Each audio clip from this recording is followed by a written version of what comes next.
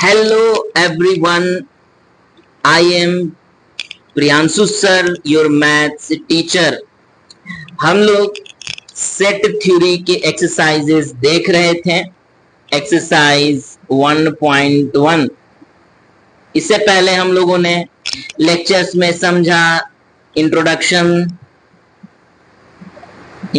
लिया सेट का 11th का। उसके बाद हम लोगों ने देखा सेट के डिफिनीशंस और उसका रिप्रेजेंटेशन।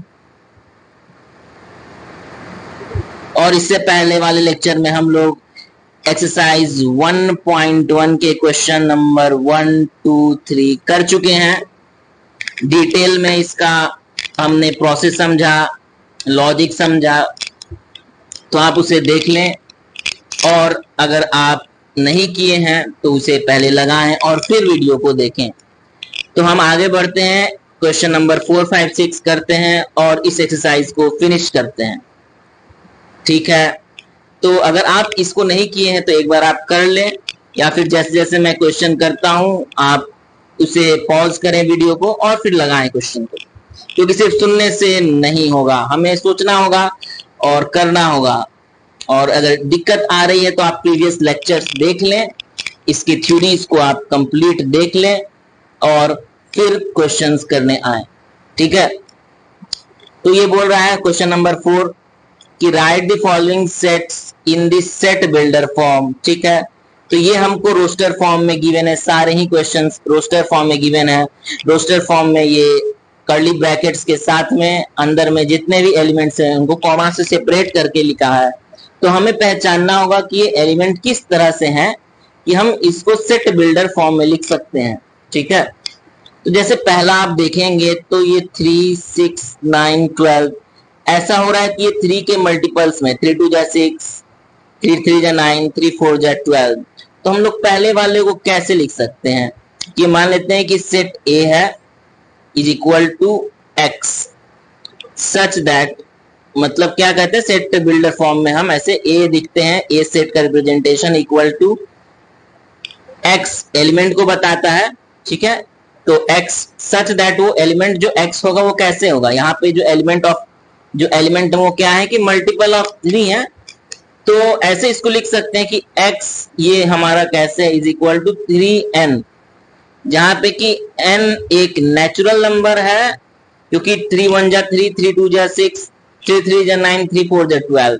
और जो n है वो कहां से कहां लाई कर रहा है, तो n हमारा 1 से लेकर के 4 तक लाई कर रहा है। ठीक है, 3 1 जा 3, 3 2 जा 6, 3 3 जा 9 और 3 4 जा 12। तो जब हम n 1 से 4 तक रखेंगे नेचुरल नंबर में, तब हमको 3, 6, 9 और 12 मिल जाएगा।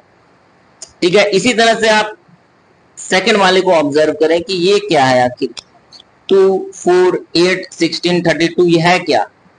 तो आप देखेंगे कि ये 4 जो है क्या है, 2 का स्क्वायर है, 8 2 का क्यूब है, 16 2 का पावर 4 है और 32 जो है 2 का पावर 5 है। तो ये सारे क्या हैं कि 2 के पावर्स लिखे हुए हैं। तो इसे भी उसी तरह से लिखते हैं, इसको मान लेते हैं कि सेकंड वाला सेट B है हमारा, इसके जो एलिमेंट्स हैं वो x लेते हैं such that x is equal to है क्या, हमारा 2 के पावर n की तरह है। यहाँ n भी फिर से नेचुरल नंबर है और कहां से कहां तक, तो 2 से, मतलब 2 के पावर 1 से लेकर 2 के पावर 5 तक जा रहा है। तो n हमारा 1 से लेकर 5 तक हमको लिखना पड़ेगा। तो n जो है वो कहां से कहां है, ऐसे लिख देते हैं 1 से लेकर के 5 तक n है। तो हमारा ये सेकंड नंबर भी हो जाएगा इस तरह से।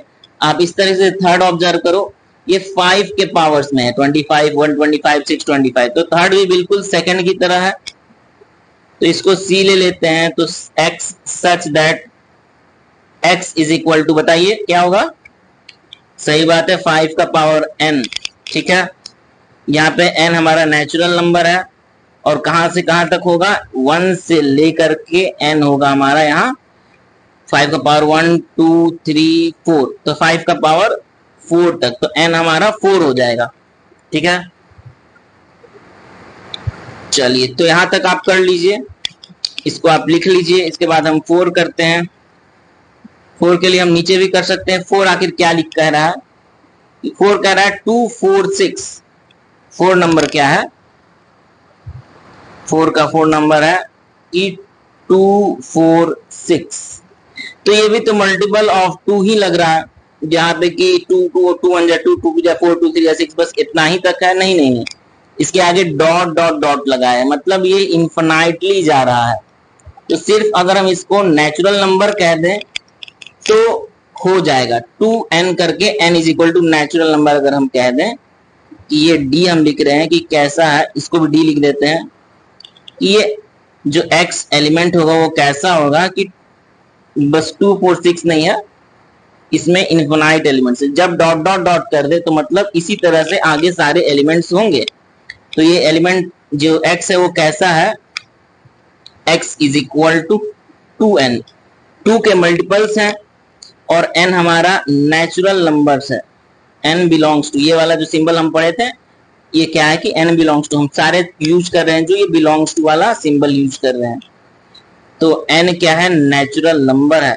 और बस हम यहीं तक रखेंगे, क्योंकि ये नेचुरल नंबर, पूरे नेचुरल नंबर जब होगा तब जाके ये पूरा हमको सेट मिल जाएगा। जब 1 होगा n की वैल्यू जब 1 होगी तो 2 मिलेगी, n की वैल्यू 2 होगी तो 4 मिलेगी, 3 होगी तो 6 मिलेगी, 4 होगी तो 8 10, इसी तरीके से इन्फिनाइट हमको एलिमेंट्स मिल जाएंगे। क्योंकि n क्या है, हमारे नेचुरल नंबर क्या है, इन्फिनाइट नंबर्स हैं, इसमें इन्फिनाइट काउंटिंग नंबर्स हैं। तो जब उनको 2 से मल्टीप्लाई कर देंगे तो हमको सारे ही एलिमेंट्स मिल जाएंगे इस सेट के। तो इसको हम इस तरह से लिख सकते हैं सेट बिल्डर फॉर्म में। ओके, इसके बाद कौन सा क्वेश्चन, ये भी हो गया, ये वाला लास्ट क्वेश्चन, इसको आप ऑब्जर्व कीजिए, 149 डॉट डॉट डॉट डॉट 100। ये इन्फिनाइट टर्म्स इसमें नहीं है, इन्फिनाइट एलिमेंट्स इसमें नहीं है। इसमें क्या है, 1 देख लेते हैं एक बार फिर से, 149 डॉट डॉट डॉट डॉट 100। तो इसका क्या मतलब है कि 149 के बाद इसी तरह से हमारे टर्म्स होंगे, इसी तरीके से एलिमेंट्स होंगे, और जो लास्ट एलिमेंट है वो हमारा 100 है। तो आप ये ऑब्जर्व करो कि ये है कैसा, क्योंकि इसको हमको सेट बिल्डर फॉर्म में लिखना है, तो उससे पहले पहचानना होगा इसको कि ये है क्या चीज।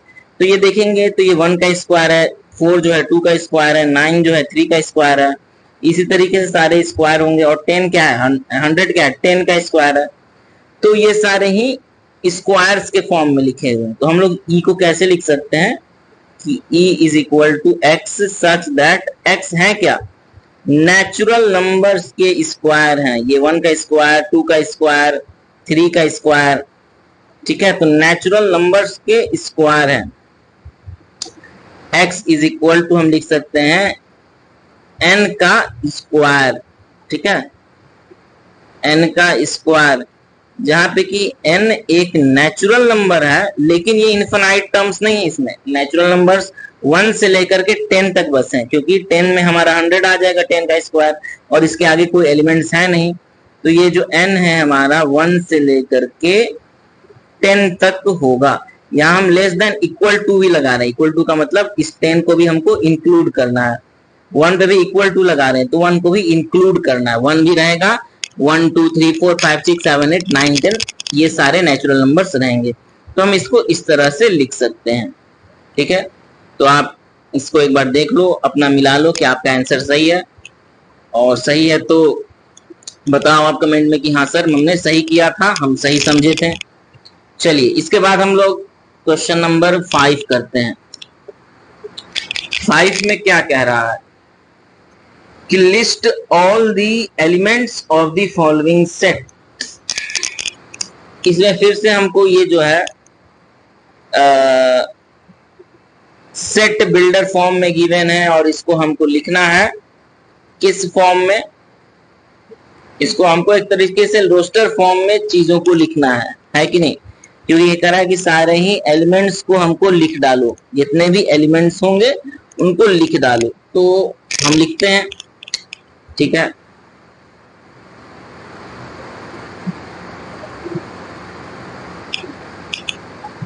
आप इसे लिख लिए होंगे तो मैं इसे डिलीट करता हूं,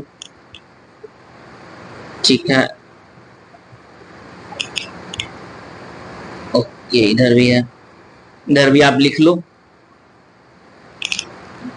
ठीक है, तो हम लोग क्वेश्चन नंबर 5 पे बढ़ते हैं। तो क्या बोला है कि a is equal to x such that x is an odd natural number. So odd natural numbers क्या क्या होते हैं? ऑड नेचुरल नंबर्स 1 हो गया, 3 हो गया, 5, 7, इस तरह से हमारे, क्योंकि इसका लिमिट नहीं बोला है कि कहां से कहां तक रहना है, तो हम डॉट डॉट डॉट लगा देंगे और समझ जाएंगे। ऑड 1, 3, 5, 7 ऑड है, ये नेचुरल नंबर्स भी हैं। ठीक है, तो ये हो जाएगा ए का। हमारा बी का क्या हो जाएगा?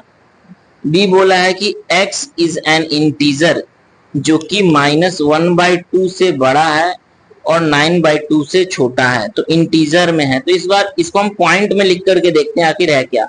-1/2 का मतलब कितना है? तो -0.5 है, और 9/2 का मतलब क्या है? 4.5 है। तो x हमारा -0.5 से लेकर के 4.5 के बीच में है। तो हमारा b क्या हो जाएगा? -0.5 से बड़ा जस्ट इंटीजर क्या होगा? तो 0 ही होगा। ठीक है, क्योंकि इससे जो छोटा इंटीजर है वो क्या होता है? वो होता है -1। 0 से छोटा इंटीजर -1 होगा, और -5 से जस्ट हमको बड़ा देखना है ना, 0.5 -0.5 से बड़ा, तो -1 हो जाएगा, -2, सॉरी -2 नहीं, -0.5 से बड़ा तो 0 होगा, फिर 1, 2, 3 और 4। तो ये हो जाएगा हमारा बी का आंसर। ये सारे ही इंटीजर्स हो गए जो कि -0.5 से लेकर के 4.5 के बीच में है। ठीक है, तो ये हमारा हो जाएगा आंसर। अब सी क्या कह रहा है कि x such that x is an integer और x square is less than equal to 4। तो हमको इंटीजर रखना है। ठीक है, such that x square is less than equal to 4। तो आपको अगर इसे सॉल्व करना आता है तो आप बहुत आसानी से कर पाओगे, नहीं आता है तो आप एक बार देख लो हम कैसे इसको आसानी से सीख सकते हैं। दो तरीके से इसको हम सॉल्व कर सकते हैं। एक तो हम इसको ऐसे लिख लें, x square -4 is less than equal to 0।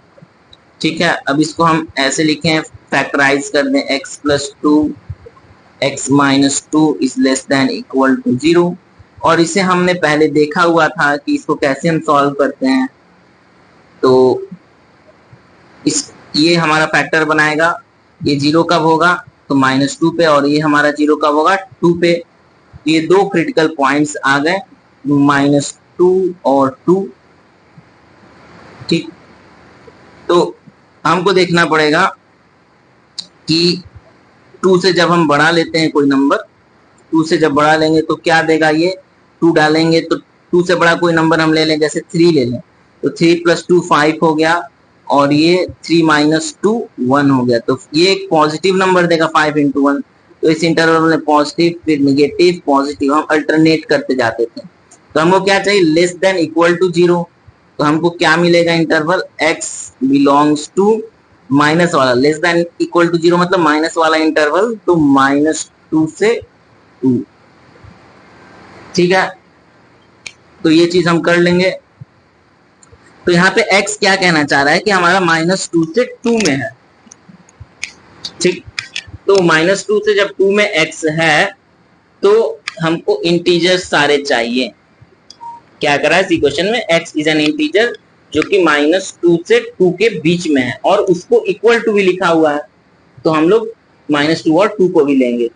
तो हमारा जो बन जाएगा इसमें सी वाले में, तो सी का क्या हमारा आएगा? c is equal to -2 -1 0 1 2। तो ये सारे एलिमेंट्स हमारे होंगे।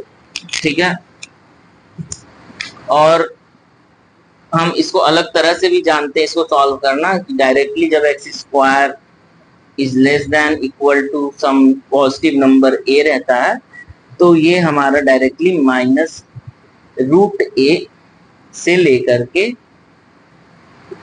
√a तक हो जाता है। ठीक है, तो आप इसे याद रख सकते हो। तो यहाँ पे हमारा क्या हो गया? -2 से लेकर के ये 2 के बीच में सारे ही नंबर्स होंगे। ठीक है, तो दोनों आप मेथड याद रख लो कि हम कैसे निकालते हैं, अगर आपको ये नहीं पता था। ठीक है, चलिए, तो हमको सारे ही इंटीजर्स इसमें मिल जाएंगे, -2, -1, 0, 1 और 2। सी का यही आंसर हो जाएगा, सी का आंसर हो जाएगा -2, -1, 0, 1 और 2। ठीक है, अब डी में क्या कह रहा है कि x is a letter in the word loyal. हमको x चाहिए sir, x is a letter in the word loyal. तो लॉयल में हमारे क्या क्या लेटर्स हैं उनको डिस्टिंक्टली लिखना है सेट। तो लॉयल में हमारे क्या क्या हैं, तो डी में लिख देंगे L है, O Y A, L फिर से आ रहा है, तो अगर सेट फॉर्म में लिखे या कहना चाह रहा है कि कितने सारे एलिमेंट्स हैं, तो 4 एलिमेंट है इसमें, और ये उनको हम लिस्ट कर दिए LOYA। उसके बाद 5 नंबर क्या कह रहा है कि x such that x is a month of a year not having 31 days. तो ये भी हम लिख सकते हैं कि कौन कौन से मंथ में जो है 31 डेज नहीं हो सकता है, नहीं होता है। तो हमें पता है जनवरी में होता है, फरवरी में नहीं होता है, मार्च में फिर होता है, तो मार्च नहीं लिखेंगे, अप्रैल में नहीं होता है, मई में होता है, जून में नहीं होता है, जुलाई में होता है, अगस्त में होता है, सितंबर में नहीं होता है, नवंबर में बताइए,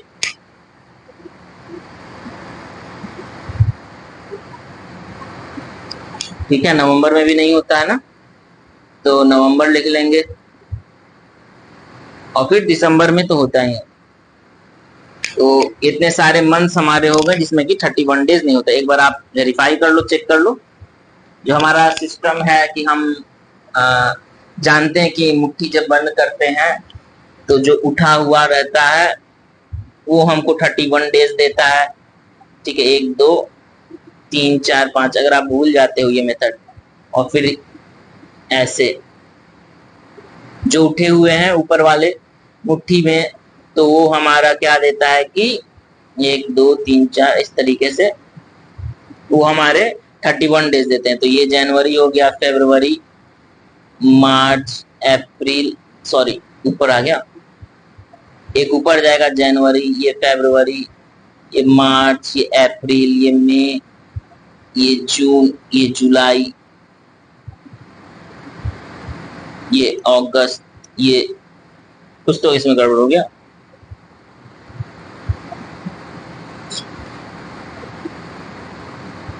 ओके, हाँ, तो इतना ही हमारे पास होता है, ये 4 ही हमारे पास होते हैं। ठीक है, यहाँ तक।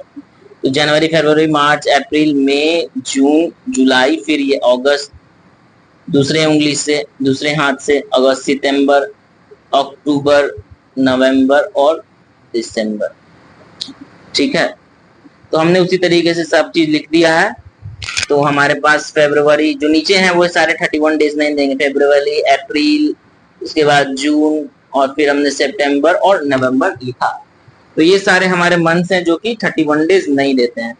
ठीक है, तो हमने ये मेथड हम जानते हैं बचपन से, तो वो वाली चीज मैं बस बताया हूँ। तो इस तरह से हम काउंट कर सकते हैं अगर हम भूल भी जाते हैं तो। ठीक है, तो फिर F क्या कह रहा है, X such that X is a consonant in English alphabet which precedes K। precedes K का मतलब है कि जो कि K से पहले आता है। तो सारे ही कॉन्सोनेंट लेने हैं, कॉन्सोनेंट और वॉवेल आप समझते होंगे, ए ई आई ओ यू को छोड़ के सारे ही हमारे कॉन्सोनेंट कहलाते हैं। तो सबको लेना है बस जो कि K से पहले हो। तो ये तो बहुत छोटी मोटी बात है, इसको आप लिख सकते हो। तो ए नहीं होगा क्योंकि वो एक वॉवेल है, ए बी हो जाएगा, सी डी ई नहीं होगा क्योंकि वो वॉवेल है, एफ जी एच आई नहीं होगा क्योंकि वो वॉवेल है, जे के से पहले तक लिखना है तो बस हम ये लिखेंगे। तो ये हमारा एफ का हो जाएगा, B C D F G H J.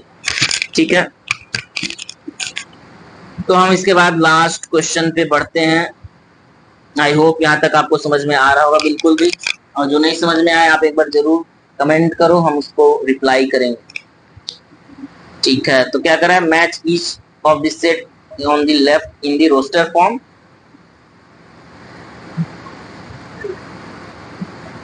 With the same set on the right described in the set builder form. तो राइट में हमारा ये सेट बिल्डर फॉर्म में बनाया हुआ है और वही चीज लेफ्ट में हमारा जो है रोस्टर फॉर्म में लिखा हुआ है।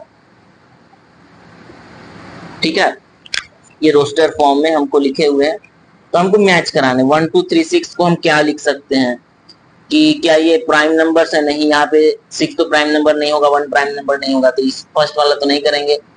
ऑड नेचुरल नंबर्स तो ऑड नहीं है हमारा, क्योंकि इसमें 6 और 2 आ गया। Natural number and divisor of 6 ये हो सकता है। ठीक है, 1 भी 2 भी 3 और 6 सारे ही डिवाइजर हैं 6 के, तो ये चीज मैच तो कर रही है। लास्ट वाला भी देख ले तो मैथमेटिक्स वाला वो तो होगा नहीं, फिर यही होगा हमारा। ठीक है, ये सारा हम एक बार रब कर देते हैं। आई होप आप इसे लिख चुके होंगे। तो अब हम इसको अगर दूसरे कलर से करना चाहें तो 2 3 क्या है? ये प्राइम नंबर है एंड डिवाइजर ऑफ 6, डेफिनेटली ये करेक्ट हो जाएगा। ठीक है, 2 और 3 दोनों ही प्राइम नंबर्स हैं और ये डिवाइजर ऑफ 6 भी है। मैथमेटिक्स वाला ये लेटर हो जाएगा। X is a letter in the word mathematics, ये साफ दिख रहा है, ये बहुत आसान है। और इसके बाद ये क्या है हमारे 1 3 5 7 9 ऑड नेचुरल नंबर्स हैं लेस देन 10, तो आप इसे फिर मैच कर लो। ये काफी आसान था ये वाला क्वेश्चन। तो आई होप ये क्वेश्चंस आपको 4 5 6 समझ में आ गए होंगे इस एक्सरसाइज 1.1 के। जहां नहीं समझ में आता आप एक बार जरूर कमेंट करो, तो हम वहां पे आपको रिप्लाई करेंगे और हो सकता है नेक्स्ट वीडियो लेक्चर में उसके ऊपर हम वीडियो भी बनाएं जहां पे आपको चीजें नहीं समझ में आती है। ठीक है, तो हम लोग नेक्स्ट क्लास में और टॉपिक्स को देखेंगे। ये एक्सरसाइज कंप्लीट हो गया है, तो हम लोग नेक्स्ट क्लास में नेक्स्ट कुछ थ्योरी पढ़ेंगे और फिर रिलेटेड टॉपिक्स को देखेंगे। तो आपको ये चीजें समझ में आ रही होगी, तो आप इसी तरीके से एक्सरसाइज करते रहो, पढ़ते रहो मन लगा के। हम मिलते हैं नेक्स्ट क्लास में कुछ और थ्योरी के साथ, सेट के और थ्योरीज जो हैं हम उनको देखेंगे नेक्स्ट क्लास में। तब तक के लिए टाटा बाय बाय।